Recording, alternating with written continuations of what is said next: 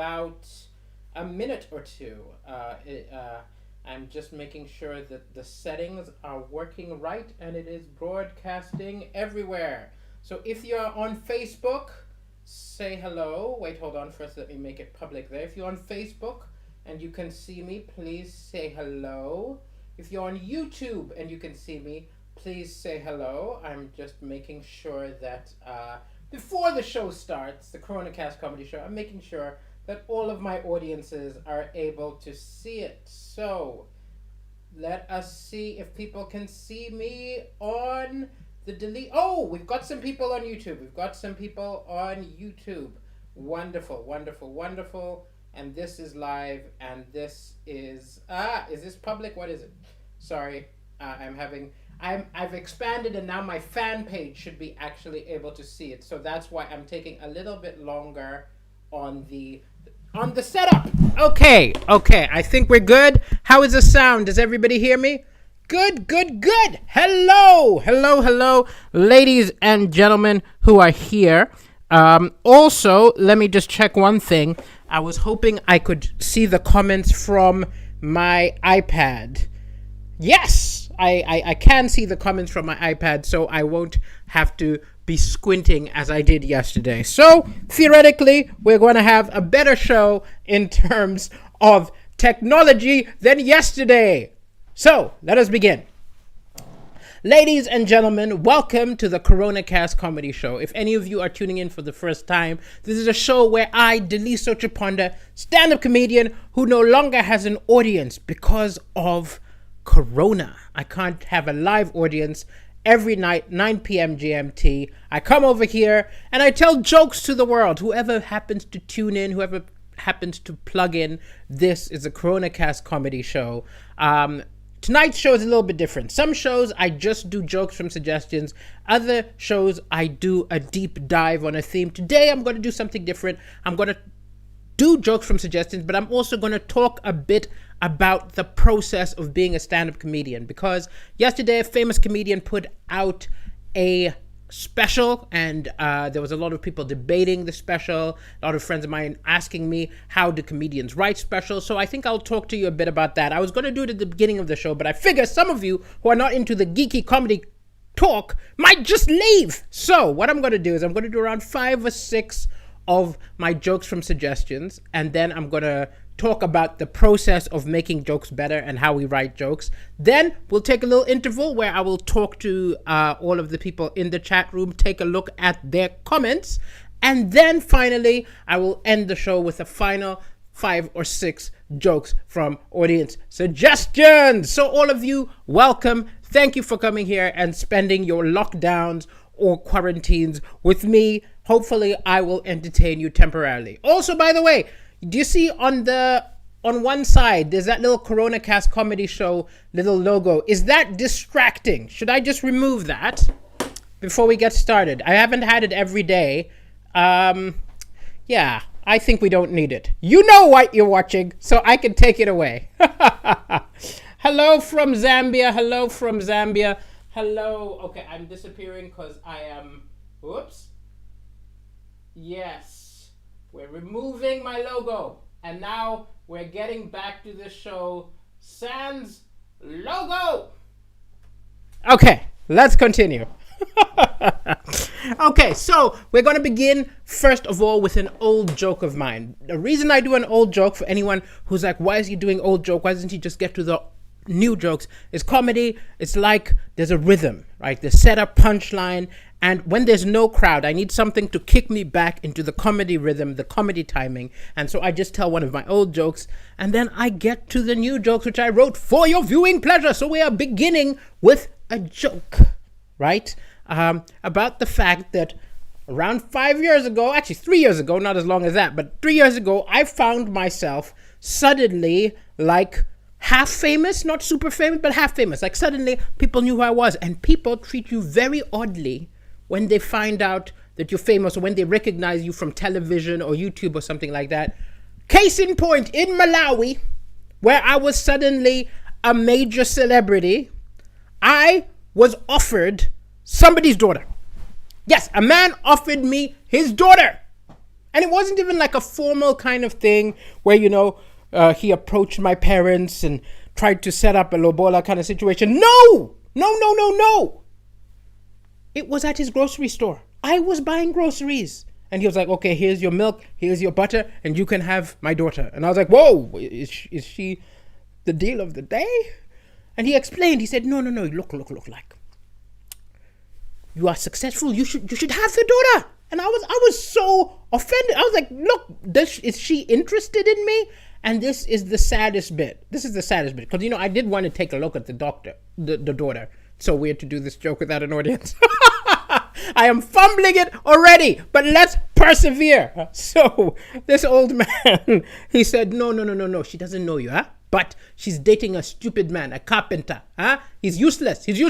Better she go with you, huh? She go to the UK, And I was horrified because you know what I realized? Do you remember in those old Disney movies like Aladdin, there was always a situation where like the Princess Jasmine is in love with like the diamond in the rough, but her dad wants her to marry some fat merchant. That's me. How did I become the fat rich merchant in the story?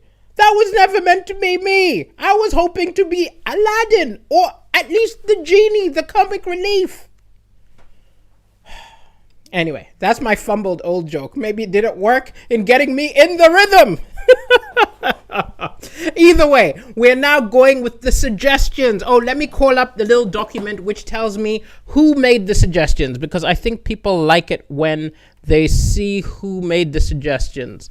I cannot find it, but these are all suggestions from people on Twitter and Instagram. If you are in the chat room, when I do a joke, you can just say, hey, that's my suggestion, because I don't see where the document is. Okay, so first of all, somebody asked me to do a joke about an online church. Now, as a lot of people know, a lot of things have migrated to the internet. Comedians such as we are performing online. Similarly, churches are doing online church services. I started thinking about this, right? And I started thinking about how there must be some new realities which churches have to face. Like, for example, your sermon could get hacked, right? In the middle of your sermon, you're preaching fire and brimstone. Suddenly it's hacked and people are getting pop-ups saying they should go to this porn site or whatever. That's hacked. I actually think that is now the church's new version of a possession. Yeah. Your stream has been hacked. It's like a possession, and they need to go to call an exorcist. And the exorcist is called Norton Antivirus. So that was one of the first thought I was thinking. But it's not just the services which are going online. They're going to have to do online baptisms, right? Online baptisms. Can you imagine like just a little image of your priest coming up on your screen and say, okay, now dunk your baby in the water. Okay, no, too long. You can't breathe. Right, no, just a quick dunk. Yes, just a quick dunk in, and then now put a cross on his shoulder. And it could get even weirder for other religions, because you must imagine that Jewish people are eventually going to have to start doing online circumcision. That's a lot of responsibility. Imagine your rabbi is talking you through circumcising your son. Wow! If you do it wrong, that child is going to resent you forever. So good luck with that. But also, they are can't guilt trip. Can't guilt trip. I had a joke about not being able to guilt trip related to online churches. I think it's gone. From my brain. I don't know what point maybe it would have been a brilliant joke, but I'm sorry. It's gone. Maybe it will come back later. The third note I had was something about, that's it. When they send the collection plate around in church. So any of you who are not Christian, you should know, at one point in the service, they pass around a basket.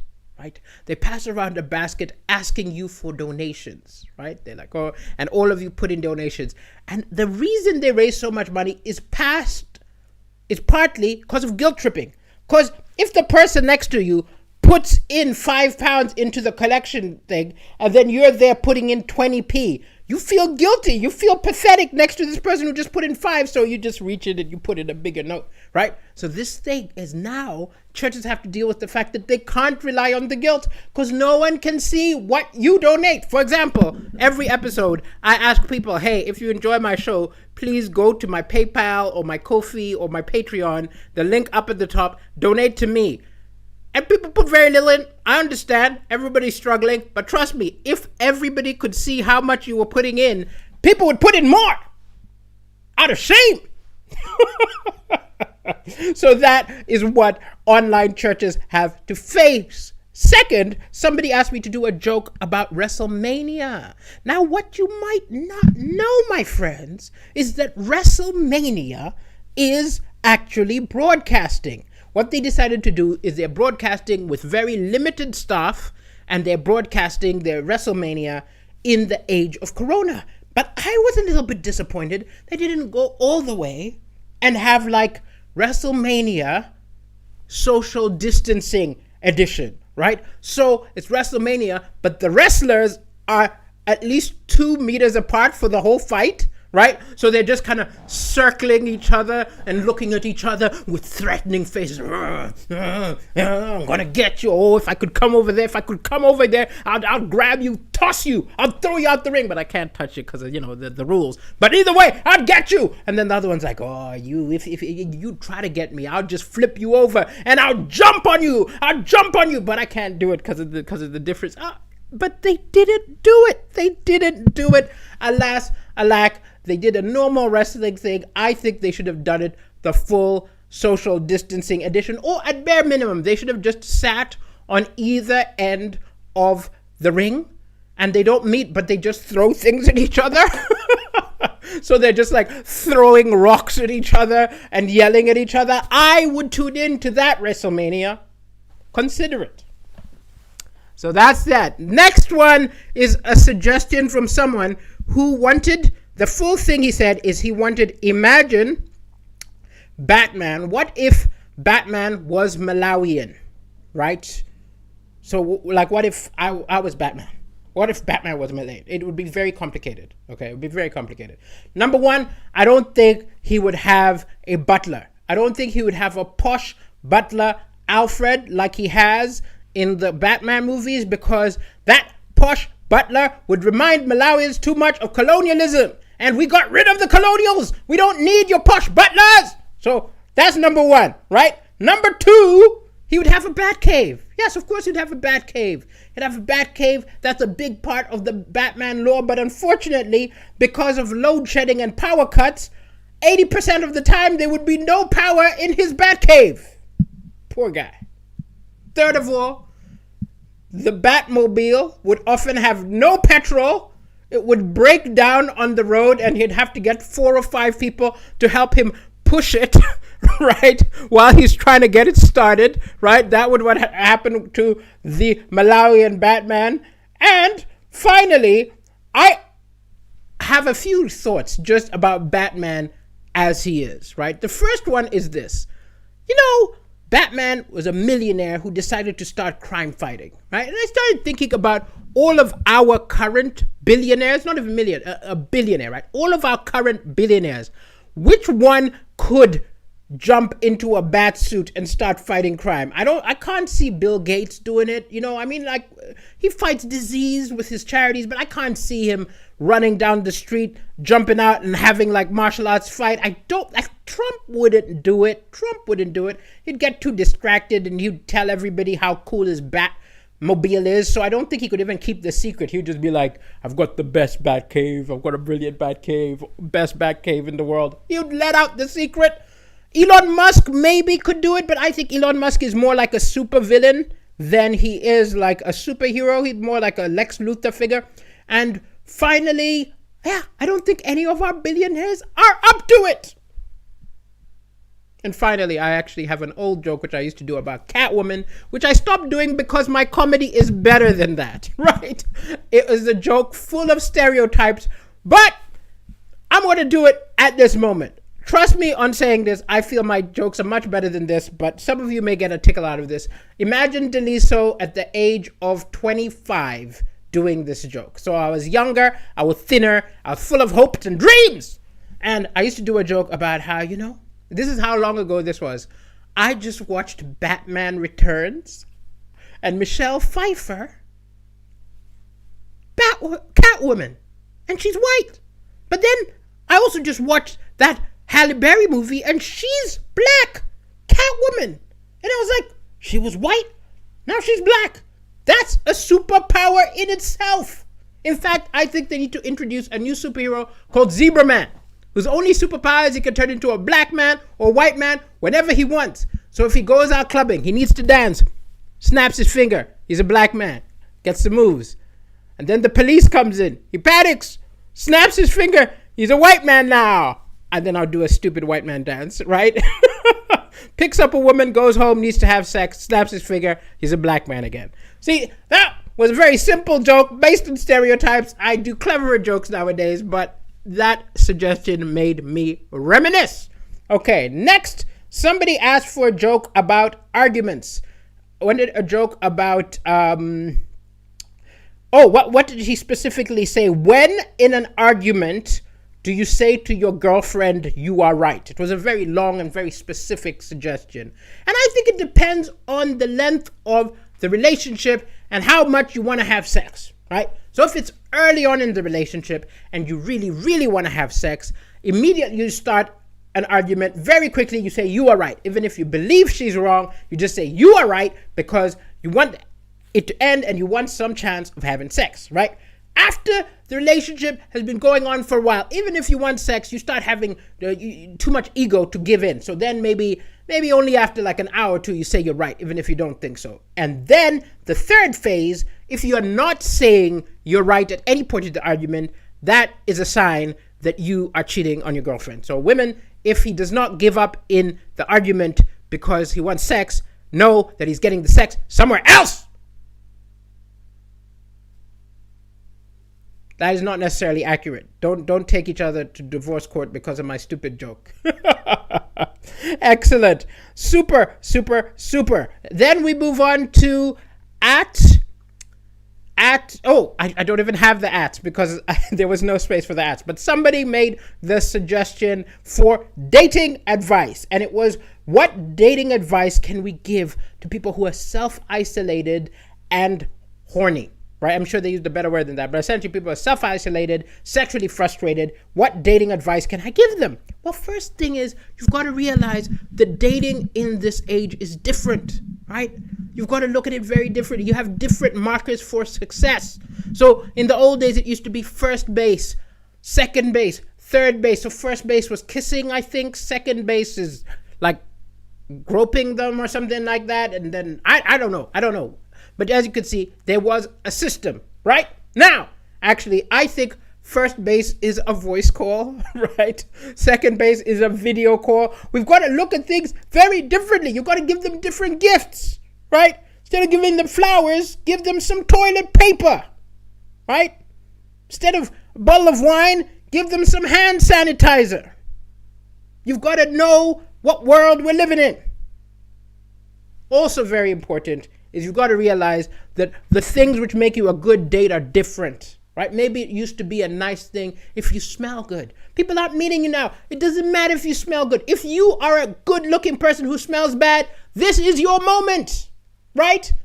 What is more important, though, is having a fast internet connection. If you've got a fast internet connection and you can be streamed in high definition, that is more important than having muscles right now. Everything's changed. Okay, so before I go on to the next one, I'm going to do my little middle section where I talk about how I improve jokes, and then I'm going to talk to the audience, and then we're going to do more jokes. Well, essentially, why did I want to talk about this? Because a lot of people are like, is what I'm doing, where I just tried a bunch of jokes. How would I go from that to a comedy special? So online right now, there is What the African Said, a comedy special I did in 2018, and there is Blah Blah Blacklist, the first two parts, which I was touring this year, and it had to be stopped because of Corona, right? Now, if you watch any of those, you will see well-honed, well-crafted jokes. Now, how would I go from what I've got here to that? So the first thing is I would turn some jokes into routines. What does that mean? So if there was a joke that got a huge laugh, right? So let's say for some reason, people loved the online church, right? So I went into a crowd, I performed the show in front of a live crowd, and I noticed that all the other jokes got a little laugh. That one got a huge laugh. Then I would be like, oh, people like that. I need to develop it. So by developing it is I would write other jokes on the theme, which are slightly different. So maybe it would be, okay, this is what an online church is like. This is what an online mosque is like. This is what an online temple is like, right? This is what the online Mormons are like. This is what the online Hasidic Jews are like. You see, what I would do is I would take that premise and then plug it into all sorts of options. And then it's going from one joke to a bunch of jokes, like a little nest of jokes on the same theme. And then it actually gets funnier because people are laughing at one thing and then I'm coming at it at another direction, then coming at it at another direction. So that's the first thing I would do to turn these kind of random jokes I'm doing into a special. The second thing I would do is I would fix jokes, right? So if there's a joke which is getting a small laugh that I think I could make bigger, I'll think on it, I'll try to add another punchline to it. And then the other thing is sometimes you have to fix jokes because they're offending people, right? Or they're just not. So I'm going to give you an example. I'm going to tell you a version of a joke that offended some people, right? Now, don't edit this out and post this offensive joke because I'm going to immediately after that tell you how I fixed it, right? So the joke was it was based on the premises. You know when you're dating someone and they start dating someone new, right? And you feel heartbroken, even if you hated them, you feel heartbroken because they're now doing things with that new person that used to be your special thing, right? And this happened to me with my ex-girlfriend. And so she started seeing some new guy and, he sent her flowers every morning. And I used to do that, right? And they went on a trip to the Lake District and I was like, I used to do that. And then he punched her in the face. And I used to do that, right? So this was a silly joke. And what it was a pullback reveal. It was a surprise joke, right? Just the most horrific thing I'm having sweet memories about is punching her in the face. And I did it a few times. But then one or two times, one time this woman approached me after the joke who had experienced domestic violence. And she just felt kind of hurt that in that moment when everyone was laughing, they were laughing at what she went through. And I saw her point. Now, it would be different if I was a comedian like Jimmy Carr or Frankie Boyle, where everything I'm saying is over the line. Because if everything you're saying is over the line, there is no line, right? That's why something like South Park, it's not offensive because it offends everybody. So it's not. But because most of my jokes aren't like that, it's meant that one joke stuck out. It was like I really meant it. So I understood what she was saying and I agreed. So I removed that joke and I rewrote it. And the way I rewrote it may not seem like the same joke, but you will see how it's the same joke. So, you know who I feel sorry for? I feel sorry for the Labour Party, right? They're the political party in the UK who's not in power, right? Because they're watching all the stuff that Boris Johnson is doing and they're thinking they used to do that, right? They must feel left out. They must be like, oh, he just made his speech. And number 10, I used to do that. Oh, he just had a meeting with the European Union. That could have been me. Oh, 20 million pounds just went missing. I used to do that. So you see, I keep the same structure, the same surprise, but it's no longer on a subject matter that was offending some of my audience. So again, if there was a joke which I liked but wasn't necessarily doing what I wanted to do it, I might rewrite it in a way where I change the subject matter but keep the joke structure. There we go. Number 1, number 2. Third thing which I would do is I would look at all the jokes which are working and I'd see if they've got common threads. So if I look back at all 18 episodes of the Coronacast comedy show, often how do we cope? How do we survive is coming out. How do we adapt? So if I was trying to turn this into a show, and maybe I will, I've already got the title. It's going to be called something like Laughter in the Time of Corona, based on love in the time of cholera. But anyway, if I decide to do that, what I'll do is I'll look at all of them and I'll see the recurring themes, and then I'll clump those jokes together, and that's how you sort of start building an order and a narrative and a structure. There you go. There's my little crash course in how my silly jokes become a comedy special. Now, let us look at the comments before we go back to jokes from audience suggestions. I think theoretically I can... Sorry, let me see if I can see the comments over here.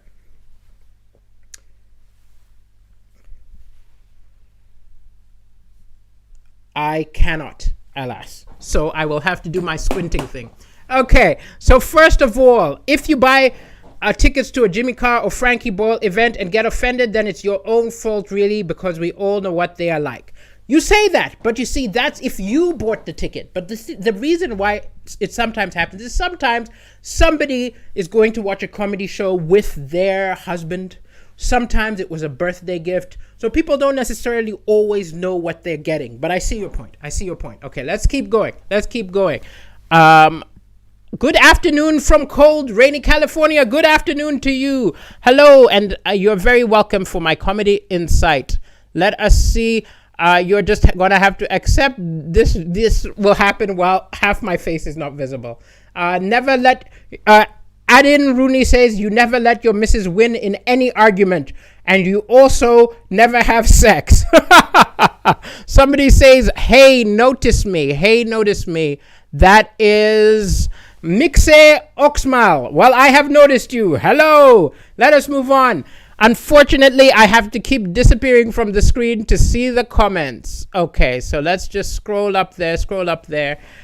Joe Bates says it was your birthday yesterday and it was miserable. You couldn't see your family or your friends and no cake either. But hey, life goes on. Thank you for making us all laugh. Well, actually, one of the joke suggestions, which I'll be doing in the second half, is how to have a birthday in lockdown. So maybe one of my tips will help you. Kikumbuzi, love from Dubai. Thank you very much. Thank you to all the people who are sending me these lovely messages. And I've actually seen that I can see messages if you send them right now. So anyone who wants me to respond to oops, am I still visible? Yes, I am. Okay, so I will just respond here. Mel Havilson says, Mel Brooks' Blazing Salad is an equal opportunity offender. It is and it isn't. It's actually not that offensive when you look back at it. Talking about offensive subjects is not the same as offending. That's the difference. Okay, excellent. Thank you. Well, hello, Chris and Carrie in Whitby. Hello to everybody here. Hello, Scott Dooley. Thank you so much for being in my audience. Good night here in Madrid. You're originally from Belize. Do I know where that is? I know the world. Well, hope you are doing well in this time of Corona. Now, in my break, I always take a drink. I'm also going to take a little shot.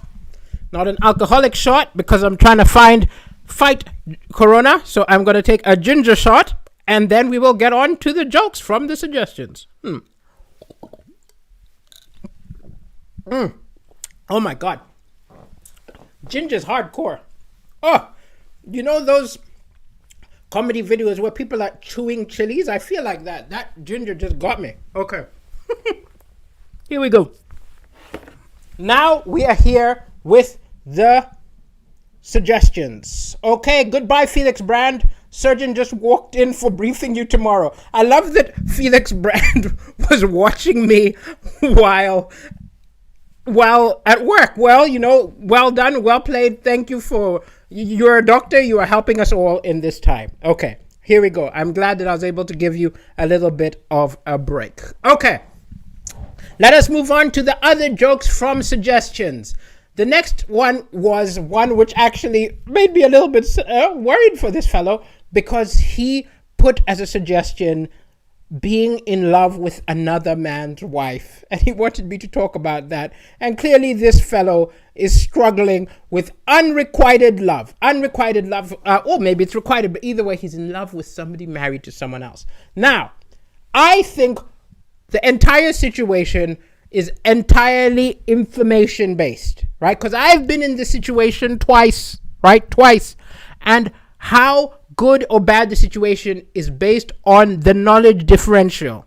The more people know, the harder the situation. So, for example, if you know you're in love with her, she doesn't know you're in love with her, and her husband doesn't know you're in love with her, as long as you can act and pretend everything's okay, you're going to be fine. You'll have some lonely nights dreaming of being with her. You'll struggle, but eventually you'll meet someone else. You'll be fine, right? Also, you can stay friends with her, enjoy her presence. Great! Situation number 2. You know you love her. She doesn't know you love her. Her boyfriend can see you love her. I was been in that situation. That is a crazy situation, right? Because she thinks you're friends. She's just like, hey. Her husband is like, why is that bastard coming around? Her husband's giving you dirty looks. She doesn't understand. She's like, hey, I don't know, why doesn't he like you? And you know why he doesn't like you. He knows why he doesn't like you, but neither of you are telling her because you don't want to make an awkward situation more awkward. Third situation, which I've been in, right, is you know you love her. She knows you love her. Her husband has no idea. This is a recipe for disaster. This is what leads to affairs. This is what leads to complication. It's a very dangerous situation. And my friends, do not go into an affair with somebody married. You have 2 situations. Wait for the relationship to end or kill the boyfriend. I suggest rat poison. That was a joke, okay? Don't actually follow my advice. But either way, that is a very difficult situation. And then the fourth and final situation is if you know you love her, she knows you love her, and her boyfriend knows you, her husband knows you love her. All 3 of you know about the love. There are only 2 outcomes. Either you can't hang out with any of them anymore, right? Because it's awkward whenever you're there. End of that. Or if they're liberal, threesome! So I hope that was helpful for you. Depending on the knowledge differential, you should plot your next step accordingly. Okay, next, there was a person who suggested a joke about lockdown birthdays. This is what I was talking about, right? So, oh no, I wanted to say happy birthday to... So what happened was this lady's partner had their birthday yesterday, and she just wanted me to say happy birthday to that person and do a few jokes about that. I have lost my document which has your name. If you're watching, you know who you are. Please put it in the comment. I'm so sorry. I will say happy birthday to your girlfriend tomorrow because I will find it in the document. But either way, here are the jokes, right? So lockdown birthdays can be difficult, but what you've also got to look at it, you don't just think of the practicalities. For example, if you're eating cake, don't eat it off a napkin, right? Toilet paper is a valuable resource nowadays, right? So these are the sort of thoughts you're probably having which are cramping your style, making you not enjoy your birthday. But remember, as much as some things are worse, other things are better. For example, you know that obligation friend or that obligation family member who you have to invite to all of the birthday parties, right? Because they're boring, but it'll be awkward if they're not invited. You don't have to invite that idiot. You can enjoy your birthday without having to have a little bit of awkward chit chat with the obligation friend. Also, it's much cheaper. Yeah, you know when you've got a birthday party, you've got to cater for people. Right now, birthday party, just have to please each other, right? So you two just make each other happy. You have a ball of a time, right? And happy birthday to you, whose name I'm missing. I will say apologize, and tomorrow I will do the real happy birthday. Okay, next we go to somebody wanted a joke about sunbathers. Now, this is specific to the UK, right? So, despite the fact that the government has said that people should have social distancing, should only go out for walks and so like that, there has been a plague of people who are flouting these rules and just going and sunbathe in the park. They closed the parks. Some people were breaking into the parks to sunbathe in the parks. And the UK doesn't even have a lot of sun. Why are these people valuing the sun when there's barely any of it? But I also think there is a thing where a lot of people online are enjoying their outrage, right? Because there are a lot of people posting, right, about, hey guys, listen, lives are at stake, man. Lives are at stake. You know, it's terrible. It's terrible what you're doing. It's terrible what you're doing, sunbathing. And so there a lot of people are like lecturing other people for not obeying the rules. Now, number one, the people who are breaking the rules probably aren't seeing your post, right? They're not on Twitter. They don't care, right? They don't care. So you are more just saying it to virtue signal to the rest of us that you're obeying the rules, right? And I understand it, but at some point the government has to figure this out, right? There's 68 million people in the UK, right? Not all of them are going to obey the rules. So you have two choices. Either you need to throw them in prison when they break the rules, right? Or you need to fine them. You need to do one of these things. You can't just lecture people. I don't think that was a joke. It was just a recommendation. But there is one funny way in which you can deal with these people. A lot of the people who are ignoring the government's suggestions are conspiracy theory types. People who believe, well, there's not really a virus. The government is just pretending it's worse than it is so that they can control us. Now, a lot of the people flouting these rules and doing their own thing is because they don't believe it's serious. They believe it's the government's conspiracy. These are conspiracy theorists. They spend all their time online in little forums. This is where they get their conspiracy. So what you need to do, government, is you can target them right there. You need to start circulating a bunch of stories inside these secret little chat rooms where they get their conspiracy. So you need to create a conspiracy and say, oh, the government is going to blow up the parks. The government's going to blow up the parks. They're going to believe it. They'll stop going to the parks, right? You need to spread some nonsense. You need to tell them that if the government sees you outside, they're going to catch you and they're going to inject a chip into your neck. They'll stop going out because they don't want the chip in your neck. You need to use their paranoia against them. There we go. Next suggestion was somebody wanted me to do a joke about planning days at home, because he said that yesterday making himself a brew, like make himself a cup of tea, was like the high point of his day, which does sound sad. But my friend, fear not, I have got advice of how to jazz up your life, right? What you have to remember is if you were not at home, you might be, for example, working at a shop, working in a business, working at an office. So I suggest you approach your day alone like you would a business day. So do things like, middle of the day, make a plan, right? Once a week, have a performance review. So sit down with yourself and give yourself a talking to. Look at the mirror and say, I feel you have not been putting in as much effort as you should be in the vacuum cleaning, right? And similarly, pat yourself on the back. If you made a very good brew, say, wow, that tea you made yesterday was brilliant. Also, you need to give yourself a career path. Even though you're at home, you're the boss. You're the boss. So you need to say, okay,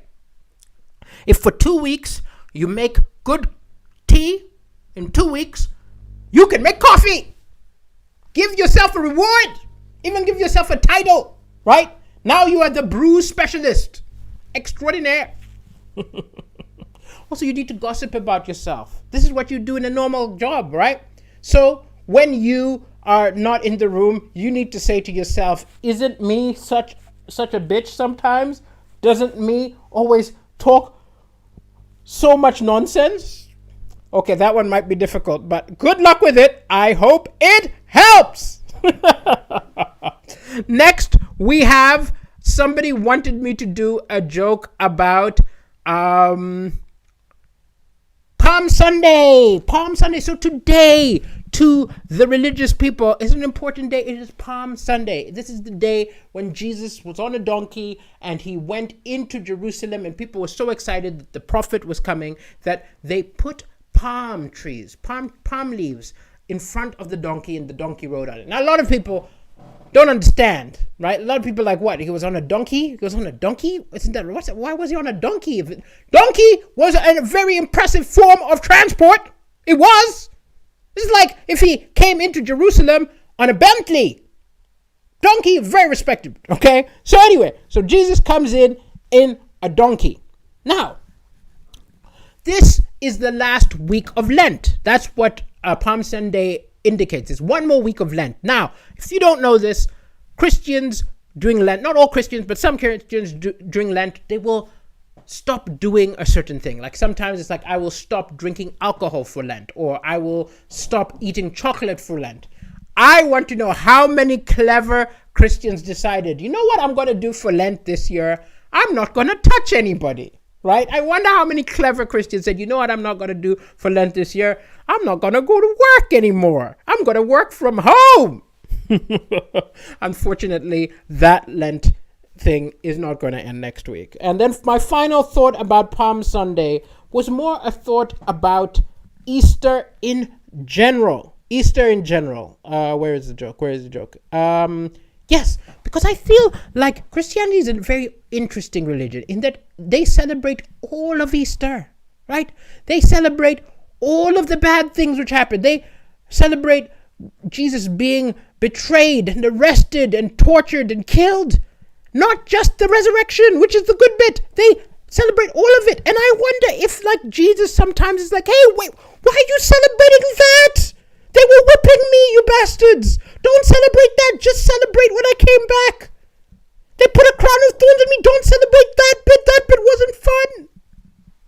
So all I'm saying is don't celebrate the bad bits. Just celebrate the good bits. And he came back. If it was me, I wouldn't be able to resist just saying boo. Just to one of the disciples, like Peter, when you come out, boo. Ha. Just, you're here, there. Boo. Sorry. This is very, very disrespectful. I hope I'm not offending you. I'm just playing around. I express my faith with laughter. Okay, let us move on to the next one, which somebody asked. This is actually a little bit similar to the one spending days at home. Somebody wanted me to talk about how do you keep yourself company during quarantine, right? So I was trying to find advice for this, and then I realized, you know what you've got to do? You've got to look at your relationship with yourself as a relationship, yeah? So you've got to look at how you can make your relationship with yourself better by reading magazines which talk about making your relationship with other people better. So I've come up with a few tips of how you can make living with yourself easier, right? So you need to keep it special, right? You can't take yourself for granted. So what I suggest you do, my friend who asked for this, is you need to set up a date night with yourself, right? Once a week, it's date night, right? You get a bottle of wine, get some fancy food, right? And you just have a date with yourself. You turn off the phone and you just make it time which is you and nobody else, okay? Also, you need to try crazy things. There's no one else living in your flat. If you are all alone, right, in your flat, you don't need to follow the rules. You can walk around with just one sock on, right? You can put the mattress in the kitchen and sleep in the kitchen. Nobody's there to tell you it's wrong. Do what you like. Turn the fact you're all alone into a plus, not a minus. So that is the last of the joke suggestions. I'm going to end the show with an old joke about young couples. But before I do the old jokes, let me take one more look at the comments. Let me see if they're on the iPad, which would be easier as I would not disappear from the screen. If you put in any new comments, I will see them. Okay, so let me just go to the... What I actually need is I need like two devices. One which is just comments and one which is... Am I still there? Oh no, I lost everybody. Oh no, am I still there? Okay, well maybe you can hear me if you can see me, okay? So to those who cannot see me, You see, this is what happens when you have technical snafus. But most of the show, it seemed to be okay. So some of you may not be able to see me. But let me respond to the comments. Okay, so the first one is Dean Villafran says, good night. You're in Madrid. Well, have a good night to you. Who else is anyone got any questions or comments? Gaz Hunter says, Deliso, I'm just what you needed this time. Thank you so much. You're so welcome. Rachel Savvy says, oh my gosh, a date with yourself once a week. I think you got to do it, Rachel. Do it. Put the kids to bed and have a date with yourself. That's what I think you should do. Okay, let's go through the comments. Anything else? Oh, you can still see me. Okay, so it's just my screen which disappeared. Okay, so that is all good. I am back on now. Excellent, excellent, wonderful. So I'm going to end the show with an old joke of mine. This is actually a joke from Blah Blah Blacklist. It's from part 4 of Blah Blah Blacklist. So it'll only be online in 2 weeks. So you guys, for watching my stream, are getting a sneak preview. Little reminder before I do my last joke. Please consider becoming a Patreon or throwing me a few coins on Ko-fi. Right now I have 1 Patreon, and I think I've had a total of around 8 people contribute to the cause. I understand it's a tough time, but any of you with a surplus, consider PayPal or something like that, or Patreon. But that aside, let's do the final joke. Final joke. Okay, so young couples are funny, right? Because I was listening to a young couple. They were 22 years old. They'd been together 3 months. And, you know, they were so happy. When they're so happy, you want to punch them in the face. Yeah, they were like, I love you, I love you, I love you. But then I started to have such sympathy for them because they were making amateur mistakes. They were saying things like, you know what? We tell each other everything. And I was like, what are you doing? You can't tell each other everything. You can't tell each other everything. You're going to run out of things to say to each other, right? You can't just binge a relationship like it's Netflix. You need to pace yourself. You need to have some twists and turns. But then it got worse because they started talking about their love life. And they're like, you know, we're so kinky. We're so kinky. And I was like, why are you kinky at the age of 22? You've been together for 3 months. Why are you kinky? They're like, well, we watched 50 Shades. We got some change in the whips. And like, what are you doing? You are 22. You are going to run out of things to do to each other. They're going to run out of things to do to each other. They're going to use up the chains and the whips year 1. What are they doing year 2, right? Lingerie, they're going to use up year 5. What are they going to do to keep it special? What are they going to do on their silver anniversary to make it special? They're going to have to shit on each other. So on that note, on that visual, we are ending the Coronacast comedy show, episode 18, 19. I'm losing track, but it's been a long time, hasn't it? Same time every day, 9 p.m. GMT. If you want to make suggestions, to go to my YouTube, my Facebook, my Twitter. Also, you should know that my channel is switching to a brand account, which makes it easier to promote. I think it'll be just as easy to find me, but if some of you get unsubscribed or don't get a notification, just look for Coronacast Comedy Show and you'll find its new home. It'll probably be something like Deliso Chaponda Comedy, the brand, as opposed to just Deliso Chaponda YouTube channel. Either way, it's not me, it's like agents and stuff telling me that this is a better way to get more subscribers and a bigger audience. So thank you so much for tuning in, and I will see you tomorrow.